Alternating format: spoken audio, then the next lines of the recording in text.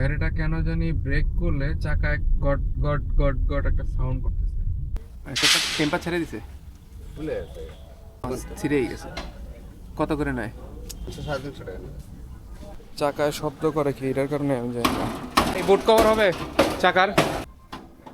চাকার যে সমস্যাটা ছিল ওটা রয়েই গেছে। বুস্টারও টেম্পার চলে গেছিল, ওটা খুলে গেছে, ওটা চেঞ্জ করা দরকার ছিল। তারপরে স্টিল এখন আমি এই সাউন্ডটা পাচ্ছি। 40-এর নিচে যখনই ব্রেক করবো তখনই আমি এই সাউন্ডটা পাই। 40-এর উপরে গেলে আর পাই না। এখন 40 আছে।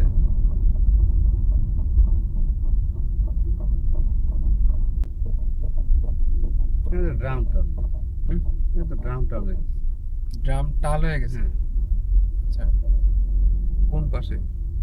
কারলের জন্য বসে কাটাচ্ছি জাল করে সোদিস না, হ্যাঁ হার্ড ব্রেক কোন করবো না, একবার হ্যাঁ, হ্যাঁ। কাম করবো না। যদি আমরা সোয়া দিতেছেন ড্রাম বাইরে যাচ্ছে। ওই প্যাডও তো শেষের দিকে, ব্যাটা শেষের দিকে। ওই প্যাড লাগানোর সময় ড্রামগুলো একবার কাটিং করে দিন। 1600 টাকা আচ্ছা, তার উপরে সব। 1600-এর উপরে। আর ড্রাম কাটতে নিতে কত লাগবে? ড্রাম কাটতে যে 400 টাকা দিব। আমি ব্রেক প্যাড চেঞ্জ করবো না, খালি ড্রামটা লেতে যায় কাটবো। এই ব্রেক প্যাডটা ওই সিপাতে ঢুকে যাওয়ার চান্স হয়ে যাবে।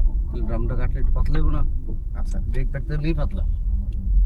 তখন দেখা যাবে কি ব্রেক ধরছেন চিপা দিয়ে, ড্রামের চিপা দিয়ে ব্রেক প্যাড ঢুকে যেতে আর এবার বুঝছি।